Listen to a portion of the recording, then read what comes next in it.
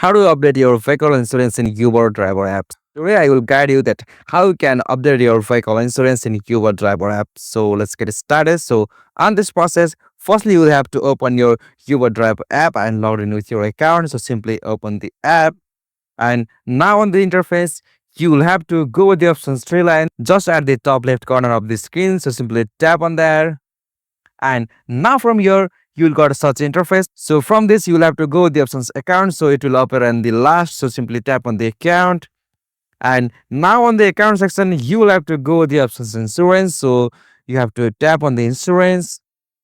All right, so now from here you will have to took the photo of your insurance card. So simply tap on this take photo.